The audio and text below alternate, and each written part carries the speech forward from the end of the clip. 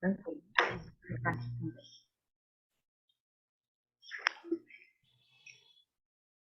Então vamos embora lá, gente. Então, de novo, mas agora oficialmente, sejam todas muito bem-vindas, bem-vindo, bem-vindes. Quem está aqui com a gente agora, quem porventura assistir depois, né? Estamos aqui nessa iniciativa que eu considero muito importante, né? No dia do 8 de março, é um dia que a gente comemora internacionalmente a luta das mulheres, né? E acho que essa iniciativa, a gente poder discutir aqui a partir desse campo, né, da nossa vivência de fé, dos espaços de teologia, ministerial, acadêmico, mas também, né, a luta das mulheres a partir desses espaços.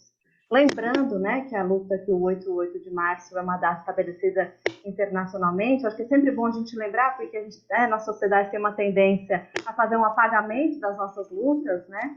Lembrando que o 8 de março é uma data estabelecida por conta das lutas por direitos das mulheres, a partir de vários episódios de violência e de luta, um deles, por exemplo, né, inspiradores dessa data, lá no início do século XX, das mais de 140 mulheres que morreram queimadas numa fábrica em Nova York, né, em péssimas condições de trabalho, enfim, outras situações que vão marcando a história, né, da luta das mulheres por dignidade, por direitos, por igualdade, né? Então esse dia é um dia que a gente lembra de todas essas lutas do passado e as atuais, né? Então saúdo aqui a iniciativa da editora Saber Criativo, do coletivo Somos Seguidores do Caminho, junto também com a Faculdade Batista de Minas Gerais, para discutir, para trazer essa história e discutir essa luta, falar sobre essa luta a partir de história de mulheres, também aqui dos nossos espaços da teologia, dos espaços ministeriais, dos espaços de fé.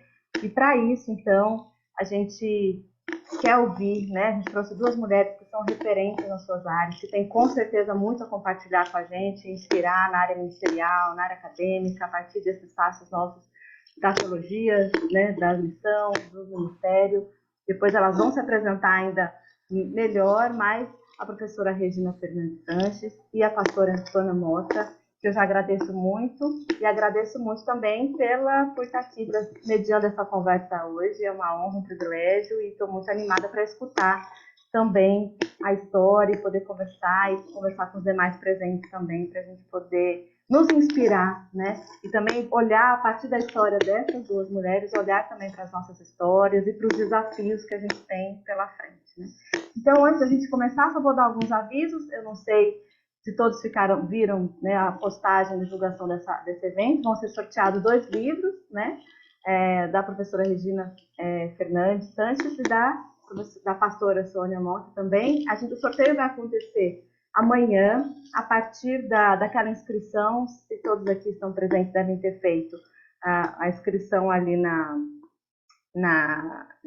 para a inscrição do evento, né? Então vai ser feito esse sorteio amanhã, e aí o ganhador vai ser informado ali pelo e-mail, e também vai ser divulgado no Instagram, tá bom? Com relação ao sorteio dos livros. Eu acho que é isso. Depois, se tiver outros avisos no meio do caminho. Também tem um aviso importante, né? Vai ser emitido o certificado de participação, né, desse evento de hoje. Então é importante ter preenchido realmente a ficha de inscrição para que o certificado seja enviado por e-mail.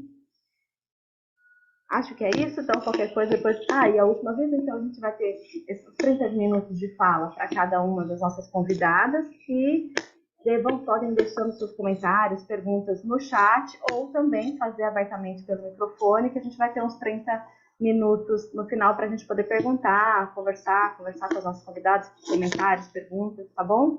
Então, primeiro 30 minutos de fala para cada um, e depois também a gente tem um espaço de conversa entre a gente. Então é isso. Eu vou passar primeiro a palavra para a pastora Sônia, para que ela possa contar um pouco da história dela. A gente quer ouvir um pouco da sua trajetória, da sua história, das suas vivências enquanto mulher, pastora, militante, né? E tantas outras. A gente sabe que mulher nunca faz uma coisa só, né? Quanto mais mulher, pastora e militante, tem que enfrentar tantas coisas. Então, saber um pouco dessa sua trajetória, da sua história, das suas vivências. E também, se você puder contar aí um pouco para a gente, já deixo aqui, como vou usar o meu lugar de privilégio de mediadora. Vou deixar uma primeira pergunta: como é que você foi descobrindo na sua trajetória possibilidades de leituras bíblicas libertadoras que te levaram para esse lugar que você está hoje também?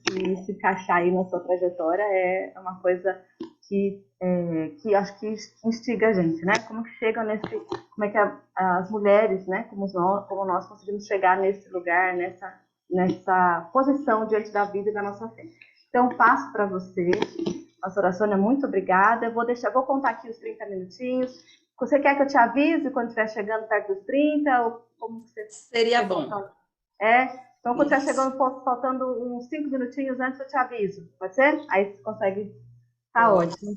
Pode. Então, tá com você a palavra, pastora Sônia. Gente querida, boa noite a todas as pessoas que estão aqui com a gente nessas janelas, né, de conversas. Antes a gente chamava de rodas de diálogo, a gente chama agora janelas de diálogo, porque agora a gente se encontra nessa virtualidade. Que bom que a gente tem ela para porque se teve um legado bom da pandemia, né, se é que essa pandemia pôde trazer algum legado bom, é justamente essa possibilidade de estarmos aqui. Então, quero acolher cada um e cada uma, dar um abraço carinhoso aqui de Salvador, na Bahia. Ainda estou acelerada, porque cheguei agora do evento aí da Caminhada das Mulheres, e eu quero, se vocês me permitem, eu não tenho uma voz boa, mas eu vou arriscar cantar, viu? Porque eu acho que esse canto da luta das mulheres camponesas me ajuda e me inspira muito, e tem inspirado muitas mulheres, que eu tenho certeza que vocês conhecem, né? Aquele canto já clássico, companheiras, me ajudem, eu não posso andar só. Eu sozinha ando bem, mas com vocês ando melhor. Então, vou tentar cantar, tá certo? Companheiras, me ajudem, que eu não posso andar só. Eu sozinha ando bem, mas com vocês ando melhor. Então, com essa música, eu quero acolher, né? E dar mais ou menos esse tom da nossa conversa hoje à noite, né? Um prazer enorme estar aqui dividindo essa janela de diálogo com a professora Regina Fernandes, né? Que com certeza vai aqui também trazer grandes inspirações e o carinho da Fernanda, que já acolheu a gente tão bem aqui uns minutinhos antes. Então, eu sou Sônia Mota e aprendi com o povo preto, que a gente chama toda a nossa ancestralidade quando a gente fala. Então, eu sou neta de Priscila e de Cirila, que eu não conheci minhas avós, mas eu sou filha de Dona Nini. Dona Nini é uma senhorinha de 102 anos, que ainda nos alegra com a sua presença. Foi, durante muitos anos, diácona da Igreja Presbiteriana no Recôncavo Baiano, e foi com ela e outras mulheres, muitas, que eu aprendi, né, a ler a Bíblia. As minhas primeiras incursões nas histórias da Bíblia foi a minha mãe, minha abelha rainha, como eu chamo ela, e também outras mulheres da minha igreja que me ensinaram, né? E vocês vão saber porque isso é muito importante para mim, porque durante muito tempo eu estranhei esse silenciamento das mulheres, né? A gente pega as histórias da igreja e tudo um monte de homem lá. Na história da igreja, e essas mulheres que sempre sustentaram a igreja, ensinaram nas escolas dominicais, para quem é da tradição reformada, que tem escola dominical, essas mulheres que sempre sustentaram a igreja, né? A minha igreja no interior da Bahia, por exemplo, ela, quando levantou o templo, eram 4 homens e 9 mulheres que sustentaram a igreja, que levantaram aquele templo, né? Então, eu venho desse lugar do Recôncavo Baiano, de um lar presbiteriano. Meu pai era presbítero, já falecido, e também, assim, muito atuante na igreja. E a minha mãe foi uma inspiração para mim, né? Quando ela fez 102 anos, no ano passado, em outubro, o atual pastor dela da igreja disse assim: a gente costuma falar das matriarcas da Bíblia, né? E a gente desfila Sara, e a gente desfila Esté, e a gente desfila Raquel e tal, mas a gente esquece das matriarcas da nossa igreja, né? E eu fiquei bem feliz que ele trouxe a minha mãe como uma dessas matriarcas, né, que a gente se inspira. Então, quero dizer que foi aquela mulher forte, que criou 9 filhos, né, num momento muito difícil. Eu, a caçula, né, de 4 mulheres. Foi com essa mulher que eu me inspirei muito, né, e fui moldando a minha fé. Eu entrei no seminário em 1988. Foi o primeiro seminário ecumênico do Brasil, chamado ITEBA. Ele hoje não existe mais como seminário. Era o Instituto Teológico de Educação Teológica da Bahia. E o ITEBA já nasceu muito revolucionário, porque ele era ecumênico. Então, era um espaço de homens e mulheres de diversas matrizes de igrejas cristãs, e inclusive também a Igreja Católica, que estava com a gente naquele momento. Então, eu tive o privilégio já no meu primeiro ano, e quando o ITEBA surgiu, eu fui da segunda turma, ele foi fundado em 1987, eu entro em 1988, né? E foi numa reunião de presbitério que 2 colegas meus, que estavam, hoje colegas, mas na época estavam estudando, me falou desse seminário. E eu disse, gente, isso dá certo mesmo. Seminário com esse mundo todo de gente, batista, católico, metodista, anglicano, isso dá certo. Mas dá, Sônia, é ótimo, você tem que fazer e tal. E aí eu me empolguei e entrei no seminário, né? Mas entrei sem nenhuma pretensão mesmo de seguir essa carreira. E fui muito por curiosidades mesmo. Eu acho que muita gente, quando entra para fazer teologia, às vezes estão em crise de fé, né? E eu vinha, assim, querendo compreender mais. E eu entrei neste Instituto de Teologia. E na minha cabeça eu sempre disse, eu quero ser teóloga, eu não quero ser pastora, né? Eu estou estudando para ser teóloga, eu quero ser livre, não quero amarrar com igreja nenhuma, até porque eu tinha um outro trabalho também paralelo a isso, mas estudei. E 2 coisas o ITEBA para mim foram 2 coisas para mim foi assim decisivo na minha vida. A primeira coisa foi o diálogo ecumênico interreligioso. Ali eu aprendi a viver e olhar e conviver e respeitar o outro na sua fé, do seu jeito, né? Sem fazer os acordos que a gente faz de conta que, porque às vezes no movimento ecumênico eu gosto muito, porque a gente se ama, porque é tudo lindo. Não, não é. Não é não, minha gente. Nós somos diferentes, né? Então, eu dizia, olha, eu sou presbiteriana, eu sei porque eu sou presbiteriana, eu convivo com anglicano, né? A gente tem diferenças, mas isso não nos impede de caminhar em conjunto e fazer coisas em conjuntas que vá para além do abraço na semana de oração pela unidade cristã, por exemplo, né? E também me despertei para o diálogo interreligioso. Então, aprendi também esse exercício da alteridade, né? De perceber um Deus que responde e que pode se manifestar de diversas formas, e que para mim, na minha confissão de fé, ele se apresenta como Deus criador e em Jesus Cristo, né? Como esse companheiro de caminhada, né? Que fortalece a minha fé, que andou com mulheres, que conversou com mulheres, que aprendeu com elas também, né? E isso para mim foi muito importante. Então, uma coisa foi a vivência ecumênica, e hoje eu tenho um grupo de pastoras, de colegas teólogas, luteranas, anglicanas, metodistas, católicas, né? Sou, assim, profundamente apaixonada, né, por Nancy Cardoso, Ivone Gebara, Claudete Urich Beisler, né, e tantas outras que me ensinam, Bianca Daebes, né, que me ensinam todos os dias. E a outra coisa que para mim foi extremamente importante foi justamente ter descoberto a teologia feminista. Já no meu segundo ano, chegou para o ITEBA um casal de missionários norte-americanos, e a June Rogers foi fundamental para todas as mulheres que estavam no seminário naquela época.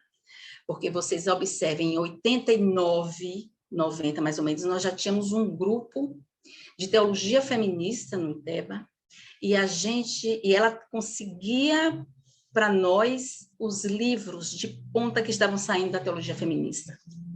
e fizemos encontros, muitos encontros, né? A gente tinha um grupo chamado Yamin, as Yamins, né? Que é a ancestralidade, né? As mulheres fortes da ancestralidade, isso vem do povo negro, né? Da tradição da cultura negra, e a gente se reunia e estudava teologia. E eu fui deslumbrando, né, aqueles clássicos da teologia feminista e aprendendo a hermenêutica da suspeita, como é que a gente pega o texto bíblico. Então, bem naquela época, a gente tinha muito essa história de trazer à memória a história de mulheres que estavam invisibilizadas, muitas vezes na Bíblia, né? E aí a gente faz esse primeiro movimento, né? E depois, sim, outros temas da teologia sistemática, né? E fomos trabalhando aí, né? E ali, sim, ali, para mim, foi muito importante. Então, e até ali, eu tinha certeza que eu não queria ser pastora, mas a minha igreja tinha esse desejo. Interessante, né, que a minha igreja tinha esse desejo muito forte, porque a IPU tinha saído da Igreja Presbiteriana do Brasil, né, num histórico aí que outro dia a gente conta, quando for a área da história da igreja. A IPU saiu foi um grupo de pastores foi expulso da Igreja Presbiteriana do Brasil, né, por causa da sua inserção ecumênica, da sua teologia da libertação, né? E aí a gente vai lembrar de pastores como João Dias de Araújo, como Rubem Alves, né? E, enfim. Então a minha igreja já nasceu com esse propósito, de ela ser uma igreja ecumênica, de ela ser uma igreja ligada às questões sociais, muito atenta aos movimentos sociais aí da teologia da libertação, e também uma igreja onde as mulheres ocupassem todos os espaços. E então houve uma pressão dos meus colegas pastores para que eu fosse ordenada, né? E na época eu não queria, não quero e tal, né? Não quero. E assim, de uma forma muito mística, eu quero dizer, eu estava numa reunião do presbitério e eu dizia, não quero ser pastora. E aí uma mulher me chamou à noite e disse, você vai para casa dormir hoje, você vai voltar amanhã, né? Eu disse, Ela disse, então você bote a cabeça no travesseiro e peça a Deus o que é que Ele quer de você. E eu fui para casa. E realmente eu orei, né? Porque eu estava muito angustiada. E quando eu voltei no outro dia de manhã, ela virou para mim e disse assim, ela mesma estava na porta da casa de retiro e disse assim, você conhece a história de Esther, não conhece? Você sabe qual foi o chamado de Esther? Você vai negar esse chamado? Eu digo, pronto. Eu digo, dona Itamar, a senhora está me dizendo isso, acabou, se não tem mais discussão, vou lá para frente, vou dizer ao presbitério que pode cuidar da minha ordenação, né? E aí todo o processo, né, de estágio em igrejas e etc. E fui ordenada pastora em 93, então esse ano eu fiz 30 anos de pastorado em janeiro desse ano. E quero dizer assim que eu acho que pelo fato de ter havido esse desejo da minha igreja de ter uma mulher pastora, então eu fui a segunda pastora ordenada da minha igreja, na verdade, porque a primeira tinha vindo da igreja luterana e tinha se transformado, e tinha virado presbiteriana, então a pastora Maria Luísa Rickert, que na época morava em Vitória, então ela foi a primeira pastora presbiteriana, mas eu fui a primeira pastora presbiteriana ordenada, né? E então eu acho que como havia esse desejo, e como eu também sempre fui muito presente na igreja, né? Aí eu fui a primeira moderadora mulher do meu presbitério, eu participei da coordenação nacional da igreja também durante um tempo, então eu acho que eu não tive tanta resistência. Talvez o que eu tenha tido mais de resistência a gente é muito criativo, né? Então, eu sempre gostei muito de liturgia, então eu sempre procurei nas liturgias também utilizar, né, a linguagem inclusiva. Isso, em primeiro momento, ali na década de 90, criou uma certa confusão. Hoje o pessoal já está tranquila, né? Procurei muito trazer essa imagem de Deus, não tanto como esse Deus homem masculino, Deus da guerra, o Deus dos exércitos. Então, as orações, eu sempre buscava trazer umas outras linguagens, né, para poder utilizar, porque eu sempre refleti assim, e aí eu dialogo muito com essas teólogas feministas que me ensinaram muito, com Ivone Gebara, que ela disse, ordenar mulheres não é a questão. A questão é qual é o tipo de ordenação que a gente quer fazer e qual é o tipo de estrutura que essa mulher vai trabalhar, qual é a estrutura da igreja, né? A gente vai continuar ordenando mulheres para chegar no púlpito e dizer o quê? Continuar repetindo uma teologia patriarcal que nos legar, ou a gente tem condições de trazer mulheres que também nos ajudem a desconstruir essa teologia patriarcal, né? Onde é um Deus Pai Todo-Poderoso, onde é um Jesus Cristo Filho que nos salva, onde é um Espírito Santo, e a gente esquece, inclusive, a divina Ruach, né? Então, como é que a gente dialoga com isso? E, então, eu acho que eu tentei, né, trazer essas reflexões na minha vivência pastoral e no meu exercício pastoral. Claro que nem sempre foi tranquilo, né? E como eu era normalmente a moderadora do Conselho de Presbíteros, às vezes os embates também eram muito grandes, né? Mas quando a gente assume essa teologia feminista, e também, como eu disse, que eu sou militante, né? Sou militante das causas dos direitos humanos, porque hoje eu não exerço um pastorado na igreja, né? A minha igreja aceitou o meu pastorado especial, porque hoje eu dirijo uma organização ecumênica, que foi fundada na década de 70, em 73, chamada SESI, Coordenadoria Ecumênica de Serviço, que foi para ser um serviço diaconal das igrejas para a sociedade. A gente apoia movimentos sociais. Então, eu vivo com mulheres do movimento social, mulheres marisqueiras, pescadoras, quilombolas, indígenas do campo da cidade, né, mulheres sem teto, e não só mulheres, mas homens também. Então, eu sou militante dessa causa. Então, muitas vezes, também, você juntar teologia feminista, ecumenismo, direitos humanos e exercer o pastorado, isso às vezes choca algumas pessoas, que elas não aguentam, né? Então, em alguns momentos, às vezes, eu me vi boicotada dentro da igreja por causa disso, né? Mas uma reflexão que eu sempre fiz, que eu acho que é o Dom Pedro Casadáliga, me ensinou muito, né? O Dom Pedro Casadáliga dizia assim, tenha certeza de você estar sempre do lado certo da história, né? E eu sempre procurei refletir sobre isso, né? De que lado eu estou da história, né? E buscar também como que esse evangelho, como você está do lado da história, você ser realmente praticante desse evangelho libertador de Jesus Cristo, como isso assusta a igreja, como causa um desconforto, né? Porque a igreja ela gosta de estar assim, o conforto, né? E a gente esquece do Cristo que o tempo todo desafiava, que o tempo todo era desafiado e desafiava. Né? Eu estou preparando a prédica para domingo, porque uma igreja me convidou, porque eu lidero um grupo de teologia de mulheres de igreja que querem estudar a Bíblia a partir da teologia feminista, que se chama Colá de Licuri. Né? Então, as minhas licurizeiras me convidaram para fazer uma prédica no próximo domingo, e eu estava pegando aquele texto realmente da mulher que unge Jesus, né? E como ela desafia ele também, né? Como ele aprende com ela. Né? Então, esse Jesus, que é libertador, sim, né? Porque rompe com paradigmas, rompe com preconceitos e vai e dialoga ao encontro de mulheres, né? E trazer essas mulheres do movimento de Jesus, principalmente das primeiras comunidades, né? E eu aprendo com a Fiorenza, né, a grande teóloga, a Fiorenza, né, é a igreja na casa delas, as primeiras comunidades, né, então, a gente resgatar essas mulheres e trazer, isso incomoda muitas vezes, porque é um sopro diferente que traz na igreja. Mas é assim que eu tenho caminhado, então, esses anos todos. Então, desde 93 para cá, eu já pastorei algumas igrejas, mas como sempre eu tenho uma outra coisa paralela, porque uma coisa também que eu aprendi no meu pastorado, não sei se para o bem, para o mal, é não depender tanto da igreja para sobreviver, né? Porque aí, quando você depende da igreja para sobreviver, muitas vezes você tem que fazer alguns acordos.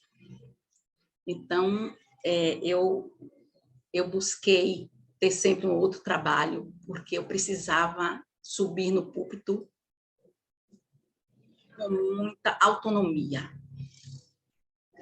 Com muita autonomia e sem ceder a nenhum tipo de chantagem ou a nenhum tipo de barganha.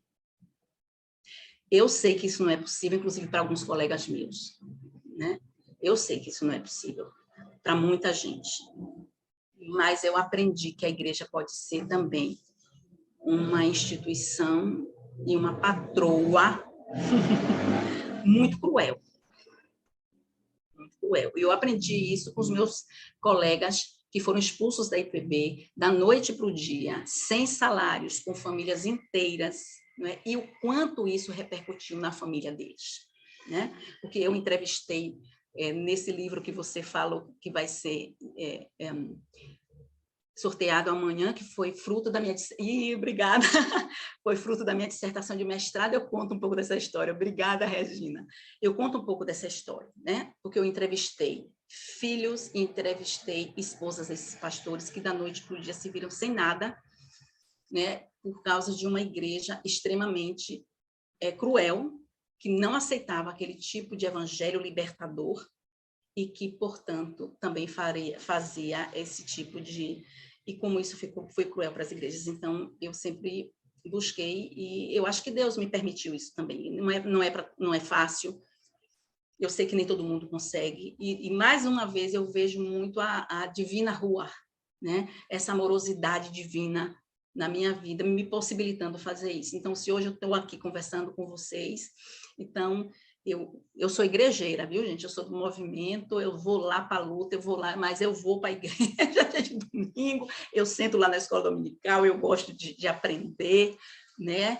E eu acho que isso só fortalece a minha fé. Algumas pessoas têm me perguntado assim, às vezes, né? E quando eu estou fazendo estudos bíblicos, né, a partir da teologia feminista, e algumas pessoas se assustam e perguntam assim, você ainda mantém a fé? Eu digo, eu não tenho a menor dúvida disso, só fortalece. Só fortalece. E a cada mulher que chega para o grupo e colar de licura, eu digo, não estou aqui para tirar a fé de ninguém, muito pelo contrário. Eu acho que a gente precisa ter uma fé madura, né? Não uma fé infantil, mas uma fé madura, aquela fé que pega o texto bíblico e vamos dizer, onde é que tem palavra de Deus aqui mesmo? Onde é que tem questões culturais aqui mesmo, né? E como a gente não pode, na Bíblia, brincar, né? Que alguns textos a gente faz uma leitura contextualizada, mas outros, porque nos convém, não, a gente não faz. Então, eu acho que é essa caminhada que eu tenho feito. Acho que eu já falei bastante, né, Fernanda? Já estourei o tempo. Não, não estourou, não. Está bem comportada dentro do tempo. Mas então, eu acho que eu tenho para contar, mas eu vou deixar depois para as perguntas um pouco. Muito lindo. Eu tenho aqui, anotei várias coisas que eu quero, estou curiosa para perguntar. Vou deixar para o final, junto com os nossos companheiros e companheiras aqui desse encontro, mas super inspirador. Nossa, e achei muito, muito lindo o que você falou, né? É um sopro diferente, né? Quando as mulheres assumem esses lugares, né? Dentro da igreja, enfim, é um sopro diferente, né? E aí eu fico pensando e passando agora para a Regina, para a professora Regina, contar também um pouco, né? Desse mesmo que eu imagino, e aí queria escutar da história dela também, que eu imagino desse sopro diferente do meio acadêmico também, né? Ministerial, mas no meio acadêmico, que as mulheres também têm uma lógica, outra tem, né? Enfim, queria que ela contasse um pouquinho como é que foi essa trajetória dela no meio ministerial, no meio acadêmico, que é tão masculino, né? Eu acredito que ela vai poder falar um pouquinho disso, e como que é lidar com essas questões, com a aceitação, ou com as coisas que a gente tem que disputar, que talvez tenha que disputar espaço, conquistar seu espaço, enfim. Queria que você pudesse contar um pouquinho também dessa vivência ministerial e acadêmica também, que é algo que nos assusta. Eu falo aqui como estudante também de teologia, temos colegas aqui, a Débora e outras, que também creio que é desafiador para a gente também, né? Como mulher, estar nesses espaços, ocupar espaço. Então, eu queria que a Regina pudesse contar, a professora Regina pudesse contar também um pouquinho. Ah, e só complementando, a professora Regina mostrou o livro, né, da pastora Sônia. Ela já colocou o nome no chat, né? Eu não acabei que eu não falei isso. Vozes da Resistência, a atuação das mulheres na luta da Igreja Presbiteriana Unida. Então, fica aí. E o livro que vai ser sorteado também, da professora Regina, é Introdução às Teologias Latino-Americanas. Como eu já falei, para quem chegou agora, um pouquinho depois, vocês. Isso, obrigada. Vai Vou ser o sorteio. adquirir, viu, Regina, que eu não tenho ainda. Ah, eu li o seu, Sônia. Eu li todinho. Amei, amei.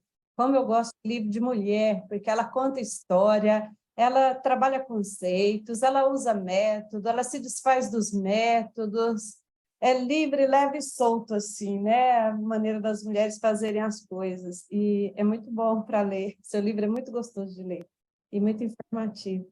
Fernanda, muito Então, obrigada. tá. Quer que eu te avise também, Regina, quando Pode faltar me as avisar, inscrições? sim, porque, Sim, tá sabe, bom. né? A gente fala mais do que Tranquilo, tá contigo a deve. palavra.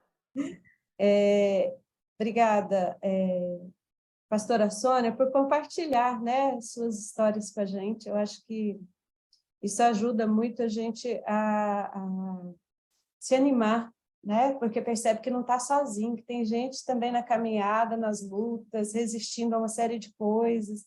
Minha história é um pouco diferente. Eu sou do Paraná, eu sou do norte do Paraná, né? Minha família é toda de lá. E a minha mãe também teve 9 filhos, né? Ela ficou viúva aos 36 anos com 9 filhos. Então, a história, ela, só por isso, e ela está viva até hoje, né? E ela criou esses filhos, então só por isso eu já não preciso dizer mais nada, vocês sabem que ela é uma sobrevivente, né? Então, a minha história, ela foi muito marcada pela pobreza mesmo, porque no Paraná, hoje, talvez o cenário esteja um pouco diferente, mas antigamente a divisão era muito clara, né, entre aqueles que têm terra e aqueles que trabalham para quem tem terra. Então, a minha família era daqueles que trabalham para quem tem terra. E aí foi uma vida de muita luta, dificuldade para estudar muito grande. E quando eu fui para a igreja evangélica, eu ainda fui para uma igreja pentecostal, com todas as dificuldades, os conservadorismos, os fundamentalismos, né, de uma igreja pentecostal.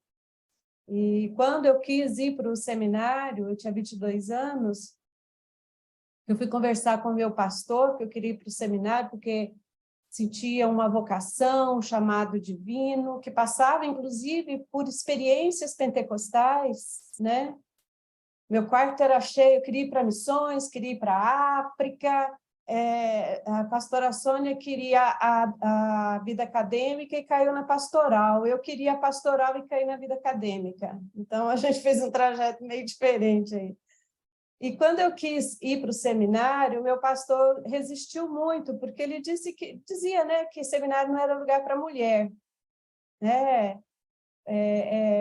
E havia muita dificuldade lá, e a igreja que eu estava era uma igreja pequenininha do interior do Paraná, de uma cidade que nem tem no mapa, 5.000 habitantes, nunca tinha mandado ninguém para o seminário, e era uma tristeza a primeira pessoa ser uma mulher, né? Então, ele ficou assim bem desanimado, né, com essa história, mas eu insisti, consegui mantenedor, que era um fazendeiro da região, presbiteriano, que se dispôs a pagar as mensalidades para mim, porque minha família não podia. Então, ele só aceitou que eu fosse para o seminário da denominação, né? Na época, era a Igreja Presbiteriana Renovada do Brasil. O seminário ficava em Cianorte, no Paraná.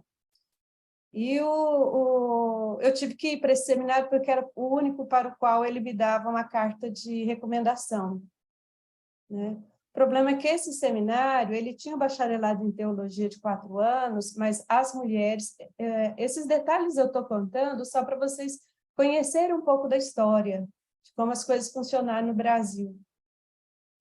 Esse seminário só permitia que as mulheres fizessem 2 anos, mulher não podia fazer bacharelado lá. Ela tinha que fazer o curso que eles chamavam de educação cristã, que eram só algumas disciplinas para preparar para ser esposa de pastor e para atuar no ensino das crianças, na igreja, essas coisas todas. Era 2 anos só, né? Era suficiente para a mulher, não precisava saber mais do que isso. E aí eu fui, regime de internato, né? Fui para lá, para esse seminário, para fazer 2 anos, e eu também não podia fazer 4 anos porque eu não tinha ensino médio. Como disse, eu vinha de uma família muito pobre do interior do Paraná, do interiorzão, não tive condição de estudar até aquela época de terminar meu ensino médio. Então, tinha esses 2 impedimentos para vir. E eu fui para esse curso de 2 anos mesmo, comecei a estudar, comecei a gostar da teologia, mas no final daquele ano, foi em 1985, eu já estava me casando com um seminarista que estava formando, chamava Sidney. Eu sou casada até hoje com ele. Então, eu fiquei 1 ano só no seminário lá e fui já para o ministério junto com ele. Nós pastoreamos em Belém do Pará, durante quase 5 anos. E lá eu tentei prosseguir nos estudos, né? Um semestre eu fazia o ensino médio, outro semestre eu entrava no curso de teologia, porque meu sonho era teologia, mas eu não podia fazer sem ensino médio. Aí eu fazia um pouco de cada coisa para mim não me afastar da teologia. Depois nós fomos para a Bahia, ficamos 1 ano e meio pastoreando em Nova Canaã, que é perto de Itabuna, ali entre Vitória da Conquista e Itabuna. Lá em Belém do Pará, eu tive muita liberdade para atuar, mesmo sem a formação pastoral, né? Porque eram comunidades muito simples, e comunidades que não dependia da sua formação, dependia do seu cuidado. E isso eu sabia fazer muito bem, né? Vinha de um lar, de uma situação de vida, de sobrevivência mesmo. A pastora Sônia falou a respeito das ancestralidades, e eu tenho, ao longo dos anos, me descoberto, né, conversado com familiares. Hoje eu sei que a minha tataravó era negra, a outra tataravó era indígena, sei disso, fiz todo o levantamento disso, e se há uma luta, se há uma resistência, aliás, eu devo a elas e ao sangue que elas me legaram, né? Legaram a minha mãe, legaram a mim, né? Essa sobrevivência toda vem delas, né? Eu tenho a pele branca, mas a minha alma é bem negra e bem indígena mesmo, né? É a mistura com o português, que pegou a minha tataravó a laço na mata. É essa história, né, do brasileiro, da brasileira, né, que a gente conta aí, triste, essa história triste, de abuso, de violência, né? Mas em Belém do Pará deu para fazer bastante coisa, na Bahia também. Depois nós fomos lá para Minas Gerais, fomos morar dentro de um seminário. Então, eu pude resolver meu ensino médio e aí realmente tocar o barco nos meus estudos, terminar meu bacharelado. Nisso, eu já estava com a 2ª filha. Então, era carrinho de bebê. Eu quero contar essa história também para estimular, para mostrar que é possível. Então, eu morava dentro do seminário, a gente morava num espaçozinho bem pequeno lá dentro, bem complicado mesmo. Eu e Sidney, Elissa, tinha 4 anos quando a gente foi para lá. Minha outra filha nasceu dentro do seminário, a Alina. Então, os estudantes ajudavam a cuidar dela lá, né, quando precisava, levava ela no carrinho para a sala de aula, para mim fazer meu curso, levava para a biblioteca para ajudar a catalogar livros lá, porque eu tinha bolsa de estudos, a gente não tinha condição de pagar meus estudos lá, né? Eu morava lá dentro, então eu ajudava com serviços lá dentro, no seminário. Eu fui terminar meu ensino médio com 30 anos de idade. Eu já tinha a Elissa e a Alina estava por nascer, né? Quando eu terminei o ensino médio, pude prosseguir meu bacharel. Então, eu fiz bacharelado em teologia, e um dia o meu professor, eu estava no 3º ano, porque mulher, a gente tem que fazer essas coisas mesmo, sabe? Você tem que forçar a barra. As portas não se abrem com facilidade para a gente. Elas não vão se abrindo, está tudo fechado, muito, muito cerrado mesmo. E a gente vai empurrando e as coisas vão acontecendo aí nesse esforço, porque Deus está com a gente e vai nos ajudando. Quando eu fui para fazer teologia, para o seminário, que meu pastor meio que estava meio resistente, eu ficava assim, sabe? Lembrando aquela situação de Pedro com o centurião, quando ele deu aquela explicação lá, que os amigos pastores dele perguntaram: por que você foi batizar? não, um gentio, tudo. Ele falou, se o Espírito batizou, quem sou eu, né? Então, era meio nessa história. Se Deus chama, quem sou eu para impedir Deus de chamar, né? Então, a gente força a barra nesse sentido também. E aí, o meu professor lá, o pastor Dalton Side, ele era professor de Antigo Testamento, e quando eu estava no 3º ano, ele falou assim, ô Regina, você leva jeito para a docência, viu? Você já leva jeito para a aula.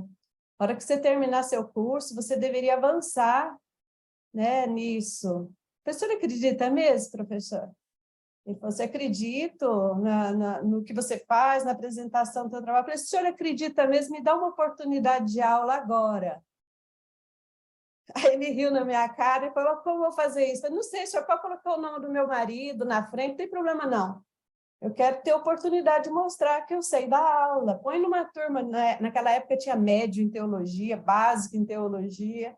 Aí ele falou, tá bom. Ele olhou para mim e falou, tá bom. E aí me deu a primeira turma em 1995 para dar aula. Depois dessa turma eu nunca mais parei, né? Mas eu dei um empurrão naquela porta, sabe? Foi muito bom, boa aquela experiência. E quando eu terminei lá, o bacharelado, na realidade eu nem terminei lá, porque logo depois daquele ano que eu comecei, nós fomos expulsos daquele seminário. Tanto o pastor Dalton, né, quanto nós, eu, Sidney e eu, nós fomos expulsos por causa de liberalismo teológico, né? Então juntou o conselho e nos deram um mês para sairmos com os nossos filhos, né, daquela instituição, inclusive daquela moradia. Nós teríamos que nos mudar, daí um mês, a Elisa estava com 6 anos e a Alina estava com 2 anos. E o pastor Dalton era 3 filhos. Todos nós morávamos lá dentro. Então, para nós, eles fizeram um acerto financeiro que hoje corresponde a R$2.000 e disseram, os pastores, amigos, colegas de ministério, disseram, vocês têm 30 dias para sair. Disseram, vocês não vão poder continuar, porque a teologia liberal de vocês não dá certo aqui, e, além do mais,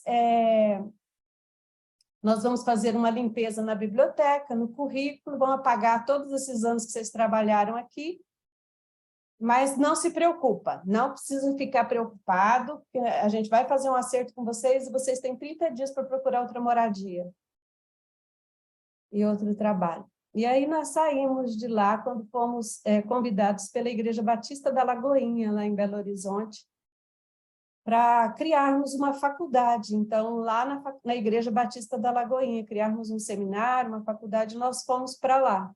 Nós e o pastor Dalton também.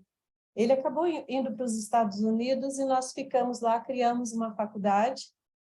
E, realmente, aquele seminário, eles queimaram, acredita, eles queimaram livros no meio do campus. Todos os livros de crítica bíblica, teologia da libertação, bastava ter uma capa vermelha, eles botavam na fogueira. Né? Foi muito triste, porque eram livros assim, tinha uma biblioteca enorme, foram livros preciosos que o pastor Dalton morou na Escócia, Costa Rica, né? Ele era desse movimento ecumênico, pastora Sônia, então quando ele morou lá, ele trouxe muito livro para o Brasil, mandava com as ofertas que ele tinha. Então, esses livros foram queimados, nós achamos muitos desses livros nos sebos de Belo Horizonte depois. Foi muito triste. Hoje, esse seminário não existe mais, infelizmente, lá, né? Acabaram perdendo todo o terreno, tudo. Nós fomos para a Lagoinha, criamos uma faculdade de teologia e eu continuei na minha docência e fiz um mestrado livre, né? Fiz um mestrado livre, porque meu curso era livre, fiz em missiologia e levei muito a sério, estudei ali com o René Padilha, Tito Paredes, aquele pessoal todo do movimento evangelical, da missão integral, aí estudei com eles lá. Foi muito boa a experiência desse tempo de mestrado, estudando com esse pessoal, né? E quando nós criamos, então, a faculdade na Igreja Batista da Lagoinha, ficamos lá na Lagoinha, em torno de uns 16 anos. Foi a segunda faculdade credenciada pelo Ministério da Educação no Brasil. A primeira foi a Este. A segunda foi essa, a PAT-BH, lá E lá, então, foi que eu comecei, de fato, a me encontrar com esses movimentos mais ecumênicos. Até então, eu estava muito inserida no movimento evangelical, lendo muito o pessoal da Missão Integral, lendo muito teologia latino-americana, mas desse ponto de vista evangélico.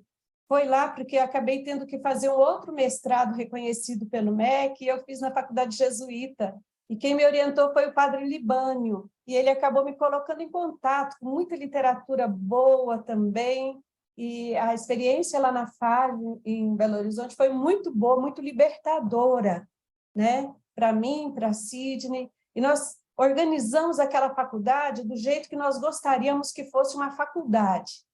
Em torno de 50% do corpo docente daquela faculdade eram professoras, teólogas. Então, nós tínhamos teólogas lá dando exegese bíblica, dando grego, tínhamos dando teologia sistemática, introdução à Bíblia, aconselhamento, várias disciplinas que normalmente nas instituições de educação teológica são dadas aos homens, somente homem pode ministrar.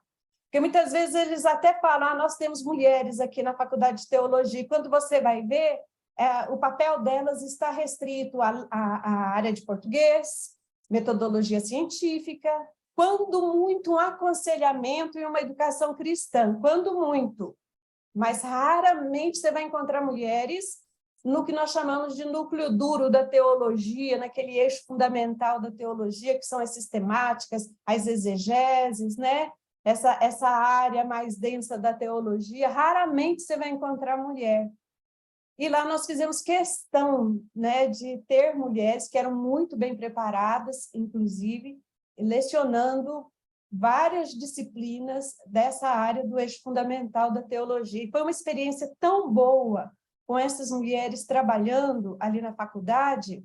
Nós chegamos a ter, em uma determinada época, em torno de 500 estudantes de teologia. Tínhamos curso de manhã e de noite, fora as pós-graduações no final de semana. Então, era muito trabalho, era muita gente. E hoje, essa turma aí, hoje é docente de teologia, tem gente com doutorado, pós-doutorado, tem gente nas PUCs dando aula como professor, tudo formado aí por essas professoras. E foi uma experiência muito interessante. Agora, é óbvio que quando você faz uma faculdade assim, organiza desse jeito, não tem como ficar em Batista da Lagoinha, né? Aí, em 2006, nós fomos chamados para uma reunião com o presidente da igreja e ele disse, tchau. Lá vamos nós de novo, agora era com a nossa mala, nossas filhas, e uma faculdade nas costas, porque ele também não quis a faculdade. Né? Infelizmente, nós tivemos que sair com a faculdade, com os alunos, com os professores, todo mundo, porque a igreja não quis, mas a faculdade, e disse que não queria estudo acadêmico, que não queria nada de teologia da libertação, nem de missão integral, que não era nada disso, então, que nós seguíssemos o nosso caminho. Aí nós tivemos que sair, integramos essa faculdade ao Isabella Hendricks, a uma instituição metodista, em Belo Horizonte, né?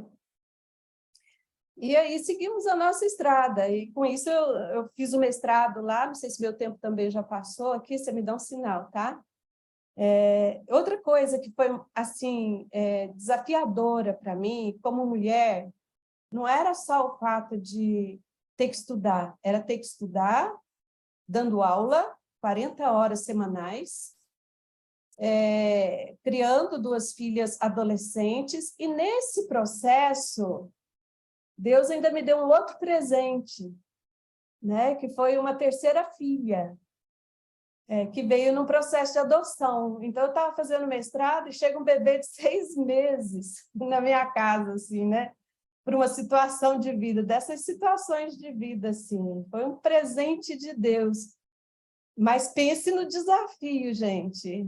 Para começar, nós tivemos que comprar banheira, roupa de bebê de um dia para o outro. E eu tive que conciliar atividades do mestrado, atividades de aula, indo para as aulas de mestrado ainda lá na FAGE com um bebê de 6 meses e 2 adolescentes. Né? Então, se você me perguntar, que nem façam essa pergunta no chat, tá? Como é que você conseguiu, que eu não vou saber responder. Não tem nem memória, a coisa foi tão no automático que não gerou nem memória, não deu tempo nem de gerar memória de como sobrevivia com todas essas coisas, essas situações aí, né? Então, mas está aí, as meninas estão fazendo terapia para resolver o que não ficou certo, né? Elas estão aí do jeito delas. E hoje já são adultas, agora elas têm condição, né, de fazer a crítica e junto com o terapeuta, não comigo, porque eu também não quero ouvir mais essas histórias, não. Né? Mas foi muito boa a experiência, eu terminei os 2 mestrados, deu para terminar os 2 mestrados e seguir nessa carreira acadêmica.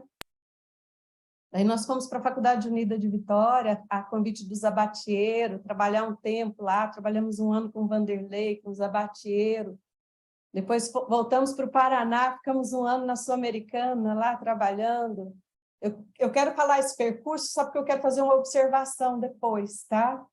Uma crítica construtiva, vamos dizer assim. Depois nós fomos, acreditem se quiser, nós fomos para Joinville trabalhar na Faculdade da Assembleia de Deus. Ficamos um ano, tivemos que nos tornar membros da Assembleia para a gente poder trabalhar lá, senão a igreja não deixava. Aí nos tornamos membros da Assembleia de Deus e ficamos um ano implantando uma igreja que o MEC, a faculdade que o MEC tinha autorizado. E depois viemos para Campinas trabalhar com o povo da santidade, os nazarenos. Aí nós viramos nazarenos, nós nos tornamos membros da igreja nazarena, que só permitiam trabalhar na faculdade nazarena se fosse nazareno.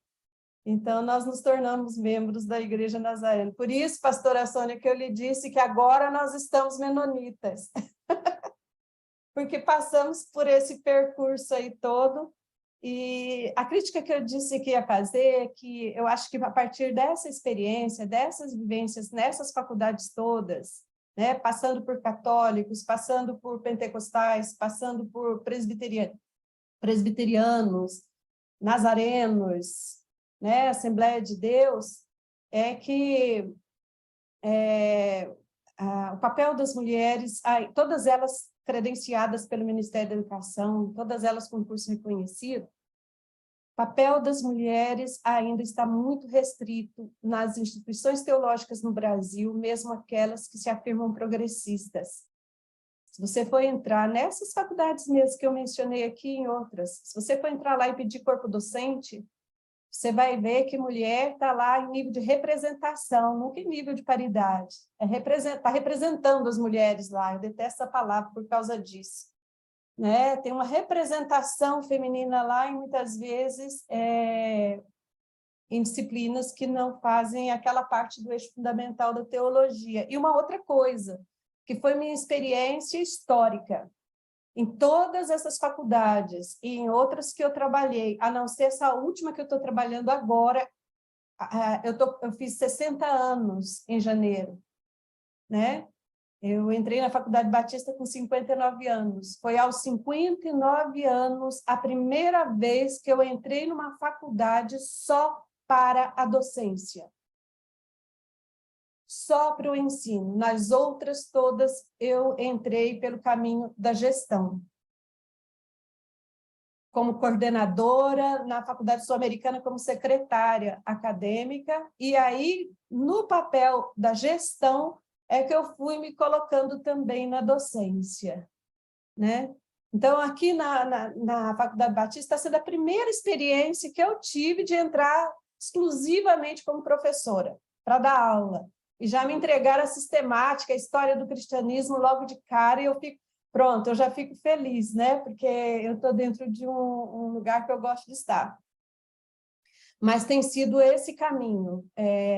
A maior parte, com exceção da primeira faculdade que eu estive, que foi dirigida por nós em Belo Horizonte, a maior parte dessas faculdades, eu era quase a única professora de teologia no corpo docente, dando aula de teologia propriamente dita, né? Normalmente, as outras professoras que estavam dentro do eixo interdisciplinar, eram sociólogas, eram pedagogas, era pessoal das letras, né? Mas teologia mesmo, a minha experiência era de ser quase a única no corpo docente. Então, eu me sentia o tempo todo... tem gente que fala assim, que quando eu estou conversando, eu falo alto, né? Eu falo muito alto quando eu estou conversando, principalmente em reunião, porque eu aprendi nas reuniões que eu tinha que falar alto, que não adiantava eu ficar assim, levantando o dedo, assim, pedindo uma oportunidade que aquela almarada não me dava, por mais militantes que fossem, por mais que colocava lá nas suas redes sociais o Dia Internacional da Mulher, quando juntava numa reunião ali entre eles, uma, duas mulheres, a nossa voz não tinha impacto. Então, eu aprendi a vir para frente e falar alto. Aí, quando me escutava, eu voltava para o meu lugar e continuava a minha fala. Aprendi a ter que ler 2 vezes mais, estudar 2 vezes mais, produzir 2 vezes mais. Então, quem me conhece, quem já trabalhou comigo, sabe que eu me dedico muito na produção daquilo que eu estou fazendo, porque eu tive que desenvolver esse hábito. Que se eu não apresentasse duplicadamente, ou muitas vezes 3 vezes mais serviço do que aquele conjunto de homens que estavam lá, a primeira a dançar era eu. Entendeu? Então, eu tinha que produzir muito. Mais 5 minutos, Regina. Pode continuar, ter mais 5 minutos ainda. Tá. Para permanecer ali. Essa foi a minha experiência, uma experiência realmente de luta e resistência nesse sentido. Só que eu não entendia como resistência. Né? Ainda de um tempo para cá, de uns anos para cá, é que eu venho elaborando isso. O que eu fiz foi tive que fazer no instinto, justamente por causa das várias situações com as quais eu lidei. Eu caí mesmo de paraquedas nessa situação de um ambiente teológico que é altamente masculinizado, né? Eu gosto muito do termo que o Martin Dreyer utiliza. É um ambiente absolutamente androcêntrico, né? Centrado no masculino. É o homem quem pensa, é o homem quem decide, é o homem quem lidera, é o homem quem dá aula de teologia, e é assim mesmo no nosso ambiente acadêmico. Numa dessas instituições no sul do país, não faz tanto tempo assim, eu me sentei conversando com o diretor sobre uns assuntos da parte de gestão acadêmica, e ele disse para mim assim, olha, quem sabe um dia nós somos abertos, nós somos muito abertos, nós estamos querendo estar à frente no cenário da teologia. Quem sabe um dia a gente tem até uma mulher diretora aqui da instituição, tudo é possível. Né? Eu parei, olhei, pensei, engoli seco, atravessado, né? E saí dali, porque tem certas figuras com as quais não compensa você gastar neurônio, a pessoa que está aí falando de teologia, progressista, tudo, e a gente escutar isso, você fala, não, aí não dá. Então, é esse o cenário da teologia. Ah, e essa história de ser pastora, né? Minha história também é diferente da pastora Sônia. Eu estava de férias, quando a gente estava lá na Lagoinha, como eu trabalhava muito com os estudantes de teologia, né? E eu estava de férias em Brasília, na família do meu marido, o telefone tocou, ô Regina, nós vamos ter uma ordenação aqui, e o pastor, não vou dizer o nome aqui, mas vocês conhecem, o pastor da denominação, da denominação, que virou da denominação. Incluiu o seu nome para a ordenação, mas você tem que estar aqui. Aí eu pensei, não vou, falei com o Sidney, não vou, porque não é comigo, minha vida acadêmica. Aí Sidney até me falou, mas é importante para aquele monte de garota que está lá na faculdade. Pegamos o carro, pegamos a estrada, voltamos para BH, passei por aquela consagração pastoral, não foi ordenação, foi uma consagração pastoral, porque foi de uma igreja local, né, para pastorear estudantes de teologia. E acho que no meu coração é o que eu faço até hoje, né? Que são os meus amigos, são os meus parceiros, as minhas parceiras, a turma que caminha comigo e com o Sidney, né? A nossa vida é uma vida com estudantes de teologia. Se depois dessa história, lá no céu, tiver um canto onde a gente puder reunir só uma igreja de quem não para de estudar teologia, a gente quer estar junto lá, pastoreando. É assim que a gente vive. E essa é a história, é uma história de luta, né? Uma história que está muito claro na minha cabeça, o cenário da educação teológica no país. Se você me perguntar se tem esperança de que isso muda, nem tão cedo. Porque as instituições com as quais eu trabalhei são instituições de cenários, como disse, entre aspas, progressistas. E isso que eu estou relatando para vocês se dá no meio delas. Então, se no meio delas o cenário é esse, quanto mais aquelas que assumem claramente o preconceito contra a mulher, em relação à mulher no mundo teológico. Então, não se usa mulheres, podem observar nos livros das pessoas que vocês leem, né? O uso de literatura feminina, de mulheres escrevendo, é muito pouco. As mulheres nos planos de ensino das instituições, quantas mulheres tem na bibliografia básica e complementar, quantas mulheres são citadas nas obras, né? Então, mês passado eu dei um curso numa escola livre lá, e eu tive que deixar uma avaliação para eles, e eu falei, vocês vão me produzir um texto, mas eu quero nesse texto aí citação de mulher e de indígena, senão não tem nota. Se virem para colocar mulher e indígena. Tem indígena escrevendo aí, não precisa ser evangélico, não precisa ser teólogo, mas vocês vão ter que procurar literatura de indígena e citar lá. E o diretor lá achou graça, mas aceitou, né, de boa, então estou esperando o que quiser. Mas uma coisa que eu aprendi, é que eu digo para todos vocês que estão aí, a gente tem que forçar a porta. Não dá para desanimar, mas a gente tem que forçar a porta. E eu vou dizer uma coisa agora, como não tanto professora de teologia, mas como pastor e pentecostal. Quando você for forçar, né, elas vão se abrir, porque Deus vai com a gente e as forças demoníacas não vão prevalecer. Desculpa te interromper, Regina, é que tá cortando o seu áudio, porque tem um áudio aberto. Desculpa, Regina, já te devolvo a palavra, mas é que tá cortando. Eu não consigo fechar, acho que é do Tiago. Tiago, você consegue fechar seu áudio? Eu não consigo no controle aqui. É que daí acaba cortando o som, não tá chegando o som da Regina. Eu consegui. Acho que obrigada. Desculpa, pronto. Eu te silenciei, mas não foi por mal não, tá? Não, tá ótimo. Então pode só encerrando retomar aqui, um pouquinho. Gente. Pode retomar, por favor, Regina, um pouquinho. Desculpa, viu, que estava cortando. Não, obrigada, Fernanda. Não, só encerrando, gente. A palavra final é essa. É forçar mesmo a situação, porque ela não vai vir sozinha, ela não vem fácil, ela vem sofrida mesmo, mas vem. Mas vem. Essa é a minha experiência. E nós estamos fazendo essa live aqui, eu, pastora Sônia, não é para nós, né? Eu já estou perto de aposentar, eu quero escrever. A gente está fazendo para vocês, né? Mais novas, que estão começando essa carreira teológica. E é para vocês que a gente está dando esse conselho aí. A gente espera ter aberto já algumas portas para vocês, mas a maioria ainda está muito cerrada.